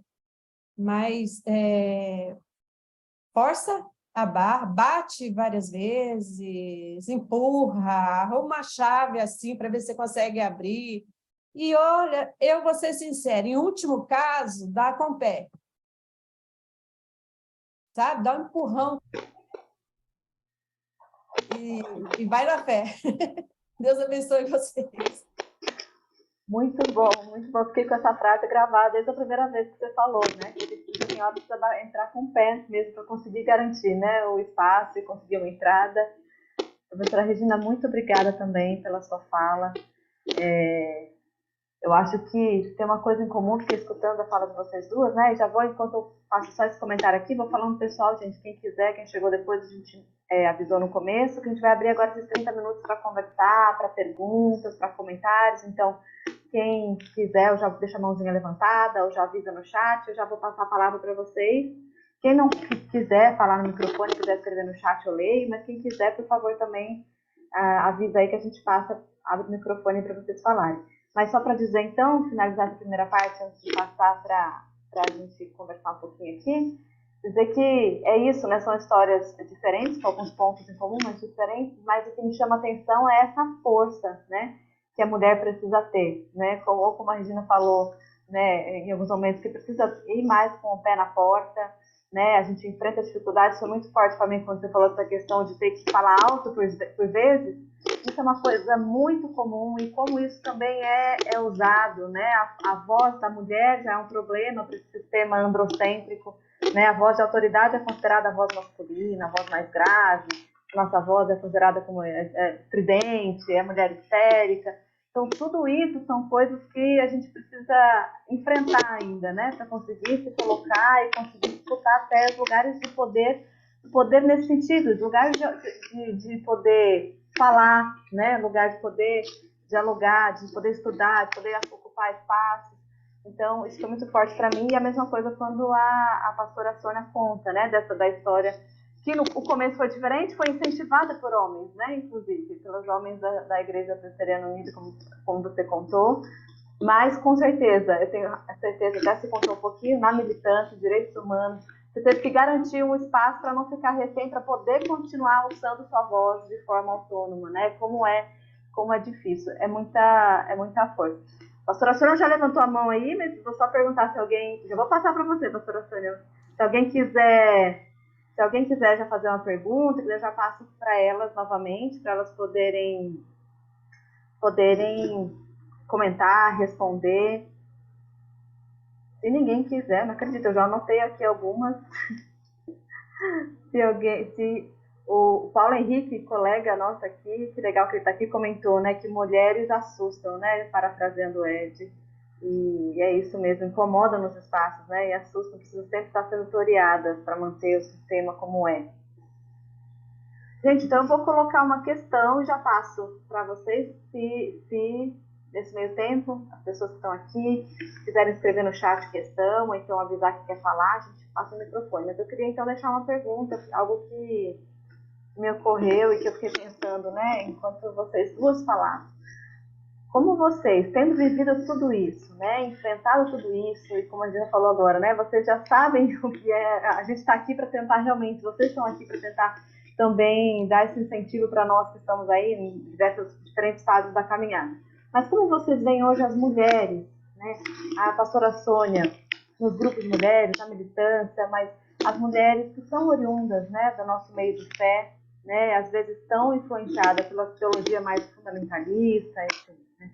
Como vocês veem as mulheres com essa condição, as mulheres hoje, né, com condição de dar esse pé na porta, se é preciso, ou não, o quanto a teologia, muitas vezes, né, que grande parte das nossas irmãs, aí eu falo das mulheres, são muito fortemente influenciadas da teologia em que nós temos que estar ao lado do homem, né? A gente, infelizmente, a maioria das pessoas ainda trazem uma carga. Eu mesma, na minha história, tive que ir desconstruindo muitas coisas, né? Para hoje conseguir dar pé na porta em algumas coisas, outras ainda não consigo, mas nesse aprendizado, como que vocês veem as mulheres? Vocês estão junto hoje, né? A pastora Sônia com esse grupo de mulheres, na militância, enfim, nas igrejas, e a professora Regina também com as alunas, com as, né, as estudantes, as pessoas que têm tido contato na caminhada acadêmica. As mulheres hoje que estão chegando, então a minha angústia é essa, acho que eu consegui traduzir, né? A gente tem ainda, eu sinto hoje uma influência muito forte, parece que a gente retrocedeu em termos dessa coisa do lugar da mulher, eu digo a partir dos nossos lugares de comunidade cristãs, né? Das mulheres ainda muito subjugadas por essa teologia da mulher como companheira, né? Só como ao lado do homem, não a mulher como autora da própria história e protagonista. Como é que vocês veem as mulheres hoje com as quais vocês estão tendo oportunidade de caminhar juntos, né? Não sei. Fiquei com essa angústia. Eu não sei se foi muito, se está difícil de entender. Quem quer? A Sexta Pastora Sônia tinha levantado a mão, quer começar? Eu queria, antes de responder, eu queria agradecer muito a Regina por essa riqueza de compartilhamento que ela fez da vida dela, Regina, e dizer que eu sou filha adotiva. Então, eu fiquei muito feliz quando você falou da sua filha adotiva, viu? Imagina, depois de 8, eu vim e minha abelha rainha me criou assim com muito amor também. Então, eu senti essa Está sinergia. completando aqui, ó, e ela hoje está fazendo 17 anos. Parabéns. Obrigada. Eu queria um pouco dialogar com o que Regina falou, porque eu esqueci de uma parte da minha vida que foi muito importante, também quando fui para o Rio Grande do Sul, que eu fiz lá na EST, na Escola Superior de Teologia, eu fiz meu mestrado lá, Regina também, né? E também tive a oportunidade de ensinar em alguns espaços, né? Então, eu dei aula em alguns cursos de pós-graduação, mais da Igreja Católica, até na própria EST, eu cheguei a dar umas aulas de filosofia, porque eu já tinha estudado aqui, feito meu curso de filosofia aqui na UFBA. Então, de dizer assim, né, que mesmo na Escola Superior de Teologia da Faculdade Luterana, que foi, eu acho que foi a primeira que teve uma cátedra, depois foi a metodista, uma cátedra feminista, né, pela Wanda Deiffelt, que era, na época, uma das maiores teólogas também aqui do nosso tempo, a gente já começava a perceber ali um fechamento para as mulheres, né? E quando você diz isso é verdade. Dia desses foi no Instituto Humanitas da Unicino, saiu uma reportagem sobre que as mulheres teólogas, hoje, por falta de lugares para atuar, elas estão escrevendo romance, né? Que foi o que aconteceu com Ivone Gebara, por exemplo, né? Uma grande teóloga como a Ivone não encontra lugar nem espaço para publicar livros de teologia, né? Filosofia feminista, teologia feminista, e Ivone não encontra, quer dizer, as portas estão cerradas dos seminários para ela, e ela, então, um dos últimos livros que eu li dela, ela lançou uns 4 anos, sobre a história das mulheres, né, da família dela. A gente vê isso com a Nancy Cardoso, por exemplo, também, né? Então, a gente vê as portas fechadas. E a Faculdade Unida eu conheço muito bem, porque meu marido, inclusive, também deu aula lá. Então, eu sei o quanto também é fechado para mulheres teólogas. Durante muito tempo eu tive muita aproximação com a ASTE, que é a Associação de Seminários Teológicos, e eu sempre critiquei a ASTE, né? Eu dizia assim, não é possível que tenha uma macharia de plantão nessa associação e não tenha mulheres. E o pessoal dizia, as faculdades de teologia, muitas vezes, não estão mandando as mulheres, porque elas não estão no corpo do núcleo duro da teologia, como a Regina falou, né? Então, a gente vê esse fechamento dentro dos seminários mesmo, né? Então, a gente tem que realmente empurrar a porta, meter o pé na porta, entendeu? Bater na porta e empurrar a porta mesmo. É com muita força mesmo que a gente tem que fazer isso, porque nada é fácil para nós. Olha a história das mulheres na teologia, como elas foram esquecidas, né? Silenciadas, invisibilizadas, né? A gente começa a ler textos bíblicos e a gente diz, não é possível, né? A gente que está na igreja há muito tempo diz assim, mas Sônia não tinha percebido essa mulher aqui. Eu digo, você está vendo como é? Né? Quer dizer, como a gente silencia. Se a gente diz assim, quantas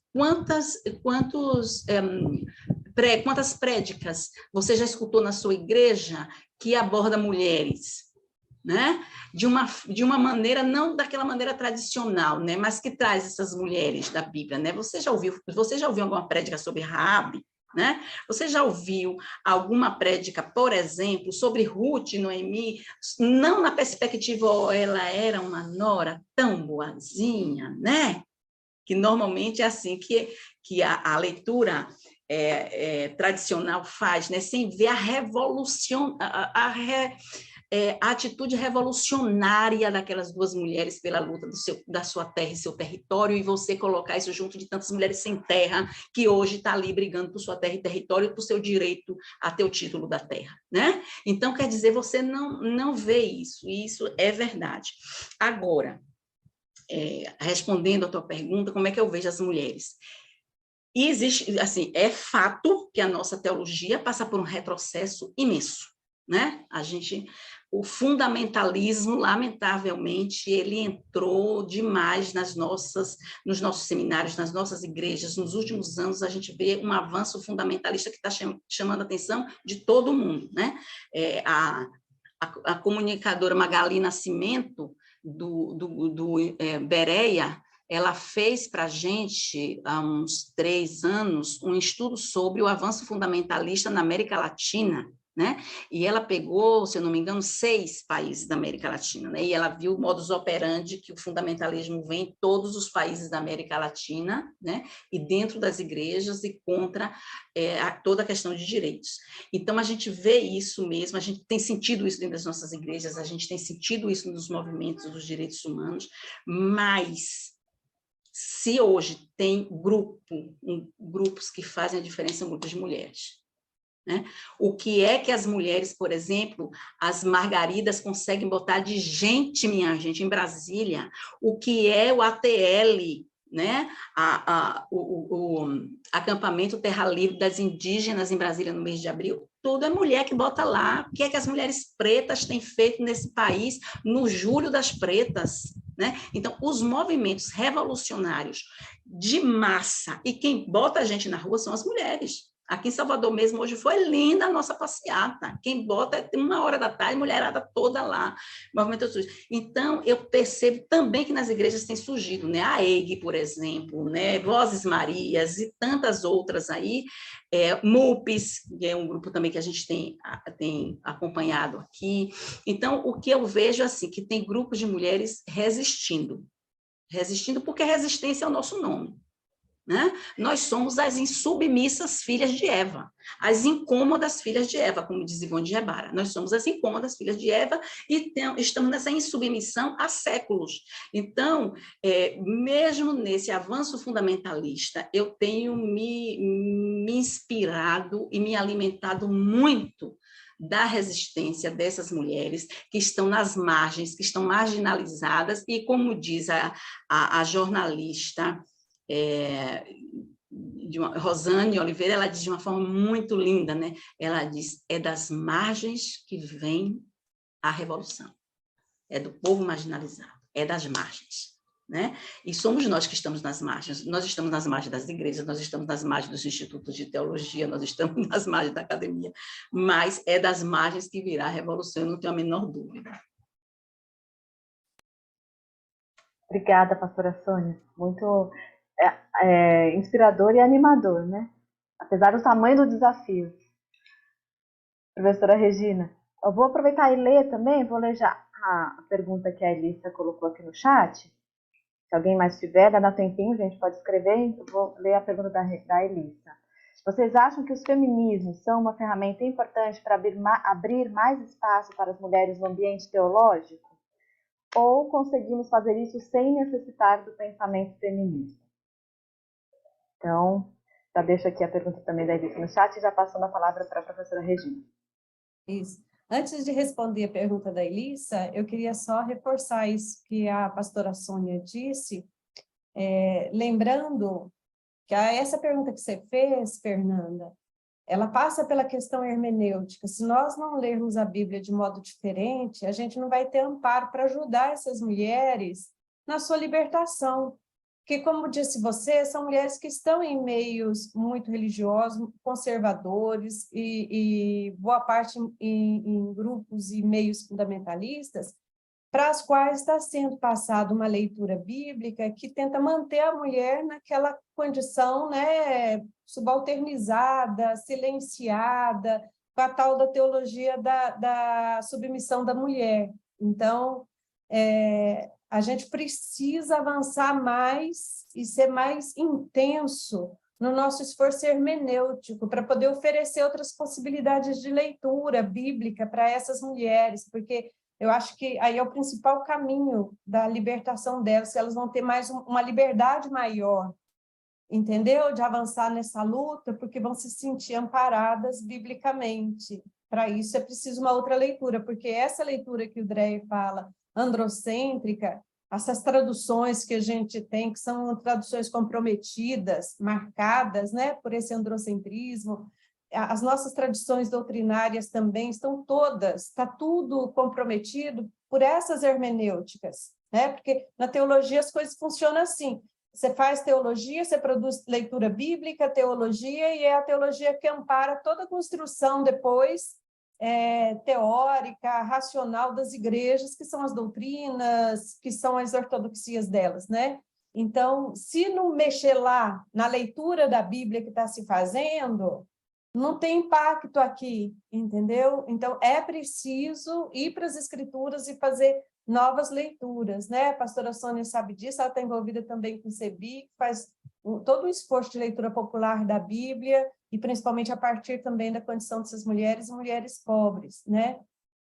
Não só para a questão das negritudes, das lutas indígenas, a questão das mulheres passa por uma nova hermenêutica, olhar Eva de outra maneira. A gente esquece, você vai lá para os textos da criação, até hoje não conseguiu enxergar lá que a Bíblia diz assim, que a Eva queria conhecimento. Que o que chamou a atenção de Eva é o desejo de conhecimento. Está lá, né? Mulher curiosa, querendo conhecer, querendo saber. É muito interessante. A gente não para olhar que Jesus sentou com a Maria lá, a irmã do Lázaro, e ficou conversando teologia com ela, coisa que você não consegue esses relatos com os discípulos. Jesus gastando tempo conversando teologia, como ele fez com Maria, como ele fez com a mulher samaritana, altas reflexões, e quando a Marta vai e fala assim, o lugar dela não é aí, ele fala assim, o seu lugar que não é aí.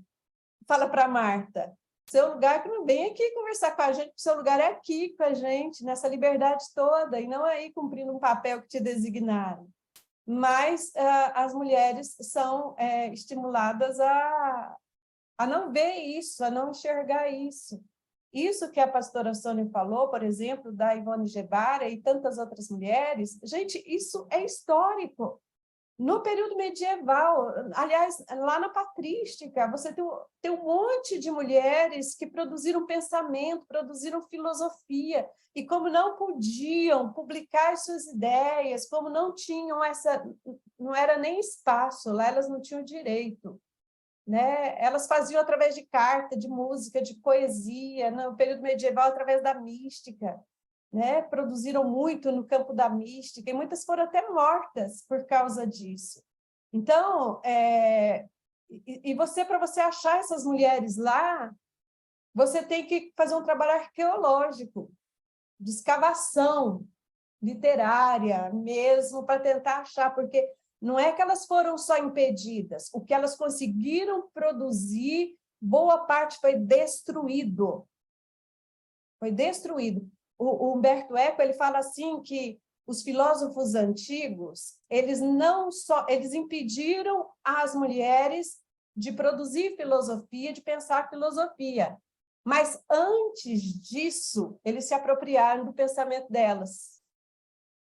Né? Então, além delas não terem espaços, direitos, elas foram...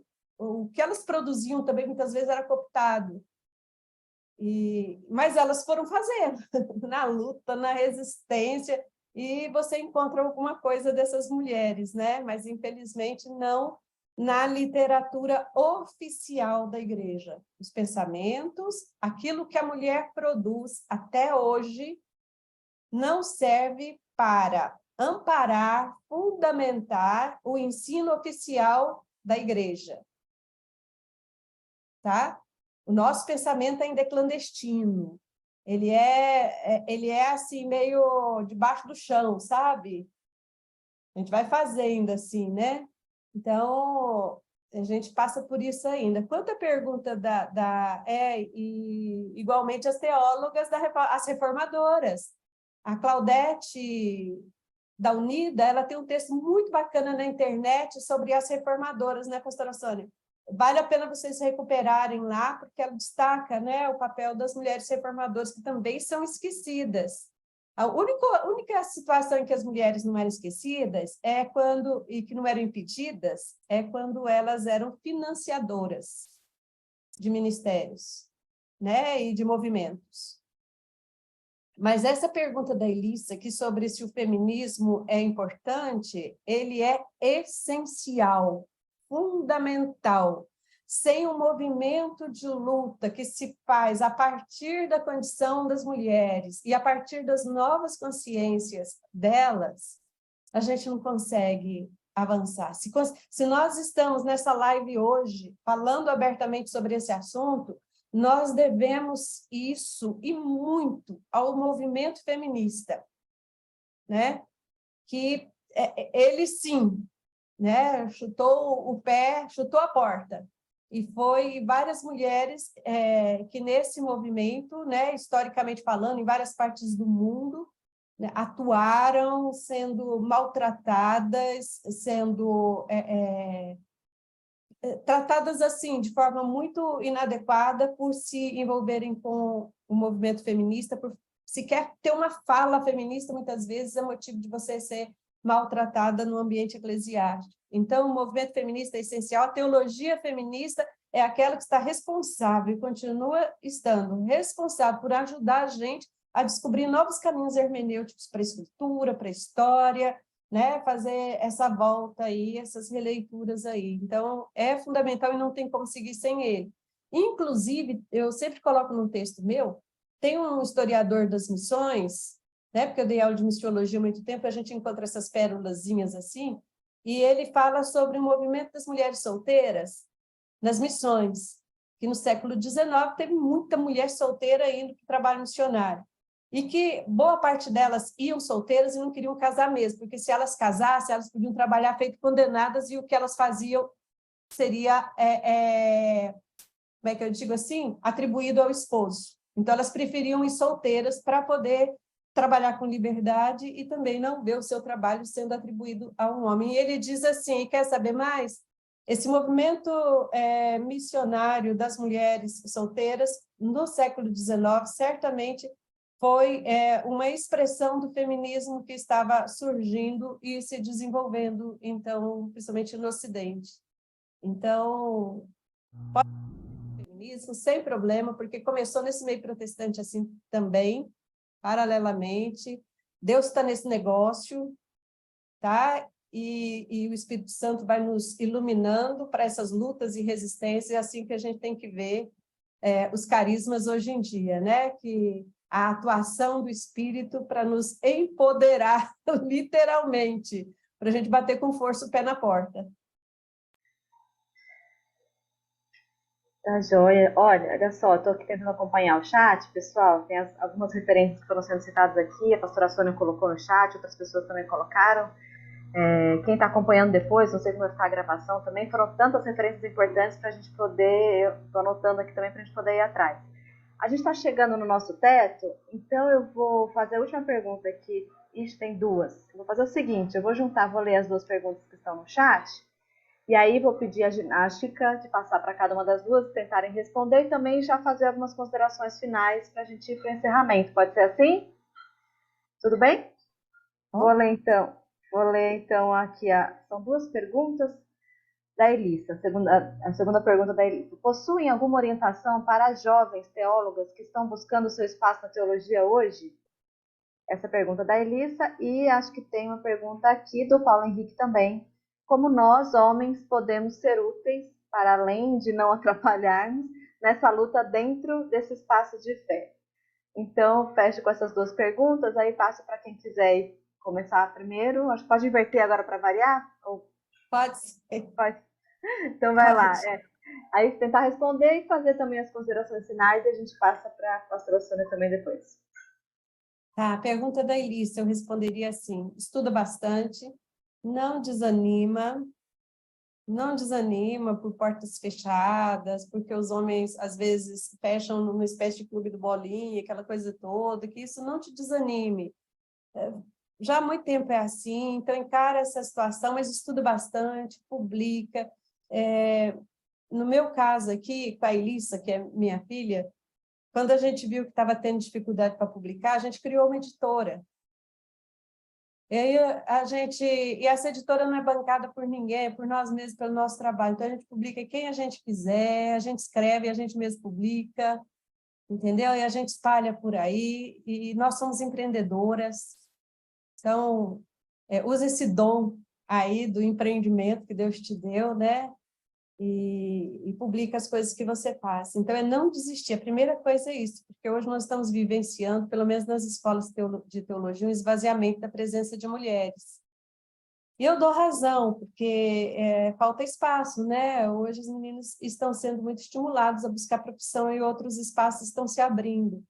E elas não se sentem estimuladas para um espaço que não está aberto, onde elas podem atuar. Mas quem for bastante corajosa, bastante convicta, encara e estuda bastante, faz mais estudo que nós fizemos, né? Escreve mais do que nós escrevemos, prega mais do que nós pregamos. E é esse o conselho, né? Não desanimar. E quanto a esse, como nós, homens, podemos ser úteis, né? Para além de não atrapalharmos nessa luta dentro desse espaço de fé, é sendo companheiro, sendo parceiro da gente nessa história, né? Às vezes a gente fica meio sozinha, assim, né? Achando que essa luta é só nossa, mas eu sei que tem muito homem aí interessado, consciente, que tem filhas também, que está vendo a luta das suas irmãs, né? E por consciência própria mesmo, muitas vezes. Então, repensa a masculinidade, ajuda outros homens a repensarem as suas masculinidades a partir também de uma hermenêutica mais saudável. Comecem a ler a Bíblia de forma menos androcêntrica, comece a ensinar isso nos seus espaços, porque você tem um espaço diferente de nós.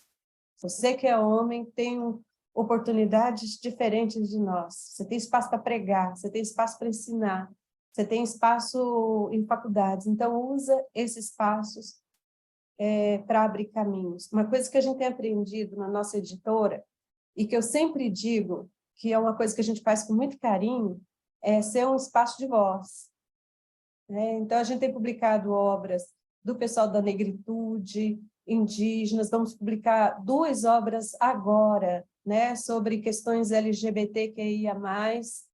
Nós não estamos por aí levantando bandeira nem nada, não. Nós estamos aí tocando barco, fazendo o que precisa, sabe? E abrindo espaço para esse pessoal. Tá aqui, ó. Pega o megafone que a gente arrumou aqui, fala.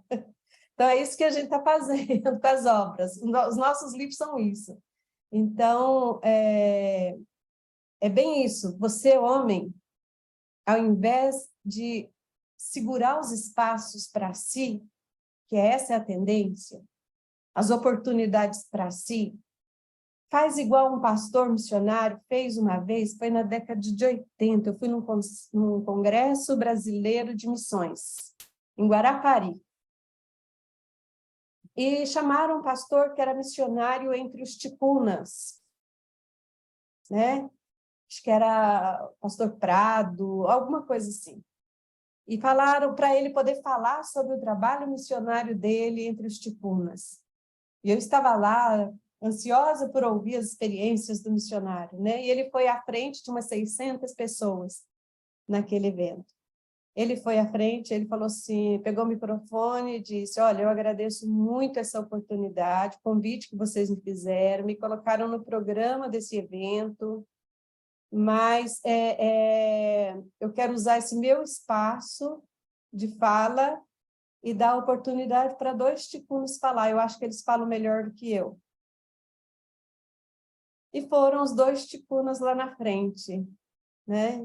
E eles começaram falando assim, foi muito lindo o jeito deles falarem, que eles começaram falando assim, então, nós somos ticunas e a gente é evangélico e o pastor tem trabalhado com a gente. E nós pedimos para os missionários que estavam entre nós, para eles nos ajudarem a estudar. A gente queria estudar, fazer seminários. Eles têm teologia, nós queríamos fazer teologia também. E os missionários disseram para nós, índio não precisa estudar. Para que estudar? Para que você quer estudar? Pode deixar que a gente ensina tudo o que vocês precisam. Fiquem quietinhos aí na aldeia. Ele diz, isso falando para os missionários de onde eles escutaram isso, eles estavam na plateia, todos lá. Aí ele disse assim, então, nós fizemos contato com alguns irmãos lá da aldeia Cariocá, no Rio de Janeiro, e fomos para lá estudar.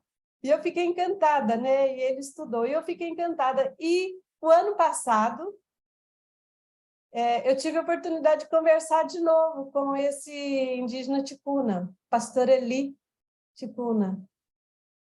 E ele fez teologia, e ele fez pedagogia, e ele fez mestrado, e ele abriu um seminário entre os ticunas, e ele hoje é professor não só de seminário, pastor, mas também acho que na Universidade Federal do Amazonas. Mas ele teve que bater o pé na porta. Igual a gente. Então, meu irmão, aqui, se te derem um espaçozinho de pregar, de falar, se for possível, abra mão desse espaço, coloca uma mulher na hora. Né? É esse o meio muito prático. Né? Mas é o meio que se tem. Obrigada. Obrigada, Regina. Um desafio para os homens aqui, né? Que querem ser parceiros dessa luta. Pastora Sônia? Bom, Elissa, você tem um exemplo maravilhoso em casa, né? Então, segue esse exemplo. E há outras mulheres que estão aqui também. Gente, não é fácil. Como nós dizíamos antes, nada para a gente vem fácil. Né? Você conversa com as mulheres indígenas, nada para elas vem fácil, com as mulheres negras. Né? Então, as conquistas para nós mulheres, olha a nossa história. Né? Eu coloquei aí o nome desse livro da Reforma Protestante, Mulheres no Movimento da Reforma e tantos outros. Eu acho que a gente precisa aprender com essas mulheres, sim. E acho que a pastora Regina, a professora Regina também falou muito, assim, o que eu falaria também. Estuda, cita mulheres, busca a literatura de mulheres, isso é fundamental, é muito importante, né? Que a gente dê visibilidade a quem está na academia, quem está fazendo pesquisa, mas também não esquecendo de olhar a história da vida, né? Eu gosto muito do CEBI, porque a história da Bíblia é a história da vida, né? Como é que uma se entrelaça na outra e como é que a gente se fortalece enquanto mulheres de fé para poder atuar nestes espaços todos que nós estamos, né? E acho que é isso mesmo, é a gente estudar, é a gente aprender, é a gente não ter medo de falar, certo? Esses dias eu estava num seminário que tinha umas 100 pessoas e uma menina jovem, uma líder pantaneira. A gente estava falando sobre as resistências das mulheres do Cerrado, e uma líder pantaneira, ela disse, é a primeira vez que eu estou falando assim para tanta gente, né? E era num seminário virtual mesmo. Gente, ela deu um depoimento sobre o povo pantaneiro e como a resistência das mulheres, e como a resistência das mulheres pantaneiras, das mulheres cerradeiras, das mulheres indígenas que estão no cerrado, né? E as parteiras, as rezadeiras, tentando vivenciar a sua fé do seu jeito, né? Que foi uma aula para todas nós. Então, eu acho que é fantástico a gente também sair da nossa caixinha e aprender com outros grupos, aprender com outras mulheres. Paulo, é isso aí, Paulo, né? Assim como a luta do povo negro não é só do povo negro, a luta das mulheres não é só das mulheres. Nós encontramos na nossa caminhada também companheiros que nos ajudam muito, né? Nos ajudam a descortinar esse espaço, nos ajudam, contribuem com a gente, caminhando lado a lado, aprendem com a gente, isso é muito importante, quando os homens também se abrem para aprender com as mulheres, né? A reaprender essas masculinidades, abandonar masculinidades tóxicas e reaprender, né? Eu gosto muito da Valéria Vilhena, aquela teóloga feminista que descortina a quantidade de mulheres que sofrem violência, que estão dentro das igrejas evangélicas, né? E o quanto a Valéria tem ensinado, o quanto a Valéria tem falado e tem feito a igreja evangélica e homens da igreja evangélica também refletir sobre o seu papel. Então, Paulo, acho que a forma como você pode, e outros homens que estão aqui, é aprendendo também, é fazendo leitura feminista, né? Vendo essas novas hermenêuticas, aprendendo com a professora Regina como é que a gente pega um texto, como é que a gente faz teologia, a partir de uma desconstrução, né? Porque o bonito da teologia feminista é essa, além da hermenêutica da suspeita, é a desconstrução de um texto para poder a gente construir sobre novas bases. Eu acho que a professora Regina vai dar aulas maravilhosas, assim, eu acho que é ótimo que a gente aprenda mesmo com ela e com outras mulheres. E os espaços de poder também, né? Como é que a gente compartilha esses espaços de poder e luta por uma igreja menos hierarquizada, mas uma igreja de iguais, né? E para isso a gente precisa resgatar as primeiras comunidades cristãs para que a gente realmente esteja no modelo do Cristo. Fernanda, eu vou voltar para falar, ou essa é a minha última fala? A gente está encaminhando para o fechamento. Não. Então, eu poderia, Fernanda, eu queria muito compartilhar uma bênção das mulheres para ser minha palavra final, se vocês permitem, pode ser? Claro. Então, eu vou fazer aqui uma bênção das mulheres, que é assim, que o Deus de Eva te ensine a discernir entre o bem e o mal. Que o Deus de Agar te console e a todas as mulheres que se sentem sozinhas no deserto da vida. Que o Deus de Miriam te faça instrumento de libertação. Que o Deus de Débora te conceda a audácia e a coragem de lutar pela justiça. Que o Deus de Esther te conceda a fortaleza para enfrentar os poderosos em favor do povo exilado. Que o Deus de Maria de Nazaré abra teu coração para que possas receber com alegria a semente daquele que vive para sempre. Que Jesus, que falou à samaritana, te faça evangelizadora de teu povo. Que Jesus, que curou a mulher encurvada, te liberte juntamente com todas as mulheres oprimidas pelas tradições religiosas e culturais. Que Jesus, que se deixou ungir a cabeça por uma mulher, te conceda ser profetisa. Que Jesus, o amigo de Maria Madalena, te envie como apóstola e que você possa anunciar a mensagem de libertação a todos os povos. Que a rua te consagre para que possas anunciar boas notícias aos pobres e a liberdade aos presos e às pessoas oprimidas. Em nome do Deus que é, que era e que sempre será conosco e para sempre, a Divina Trindade. Amém. Amém. Amém. Quem quiser abrir o microfone, acho que merece um amém coletivo aqui. Lindo. Amém, pastora Sônia. Amém. Amém. Amém. Amém. Gente, quero agradecer muitíssimo a professora Regina e a pastora Sônia por terem aberto o caminho, continuam abrindo caminhos, né? Mas abriram muitos caminhos para nós aí durante a trajetória toda, continuam aí na luta, abrindo caminhos, por serem inspiração, por serem referência, né? E por estarem aqui nos acolhendo, né? Ao compartilharem a história de vocês, estão acolhendo também, se abrindo aqui para a gente, para que a gente possa também se somar, né? Aprender a ir se somando nessa luta. Então, eu quero carinhosamente agradecer, abraçar aqui à distância a professora Regina, a pastora Sônia, e a cada uma das que estão aqui com a gente, das colegas, dos colegas, das pessoas, dos parceiros que estão aqui com a gente, que nós possamos, mulheres, né, sair ainda mais inspirados, para ter esse sopro diferente, como a pastora Sônia falou, né, para ter essa força para chegar com o pé na porta, como a professora Regina falou, né, que a gente possa sair daqui ainda mais inspirada para isso, fortalecida, e os colegas e os parceiros homens que estão aqui também a partilhar dessa luta conosco. Então, quero deixar o nosso agradecimento profundo e convidar todos e todas para acompanharem, para seguirem, para conhecerem as páginas da editora Saber Criativo, do coletivo Somos Seguidores do Caminho e da Faculdade Batista de Minas Gerais, que então são os organizadores desse encontro hoje, também agradecê-los. Gente, é isso. Se alguém quiser fazer uma despedida aqui, estamos encerrando. O pessoal deixou a mensagem. Agradecer todo mundo, né? Todos que estão aqui participando e aquelas pessoas que vão ouvir depois também, porque vão parar, vão escutar, né? O que a gente conversou aqui essa noite. Agradecer muito a Sônia e esse compartilhamento todo. É muito interessante quando a gente fala de ideias, mas quando a gente fala de vida, tem um outro calor. Conversa, tem uma outra energia, assim, é muito bom. Então, é uma doação. né? É uma doação da nossa própria história para outras pessoas. Então, eu agradeço e que Deus nos abençoe, né? A gente, eu e a pastora Sônia, com certeza, já estamos mais, há um tempo mais nessa caminhada, e é muito bom quando a gente vai envelhecendo, porque a gente apanhou tanto, e dói tanto mais as coisas, e a gente tem mais coragem de falar, e fala mesmo, e não está tão preocupado. Eu sei que vocês estão um pouco mais preocupados com essas coisas, faz parte da vida, né? É por isso que a gente abre aqui a conversa desse jeito.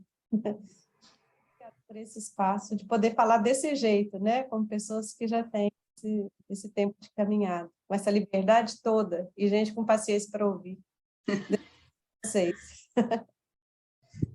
Gratidão também a todos vocês. E não desistam, não desistam da teologia, não desistam de fazer teologia, do pastorado, da carreira acadêmica, não desistam, porque ela é apaixonante. A gente precisa muitas mulheres nesses espaços, viu? Um beijo grande, abraço, gratidão. Obrigada, gente, obrigada. Um abração a todas, todos, todes. Boa noite, bom finalzinho do dia aí para todo mundo.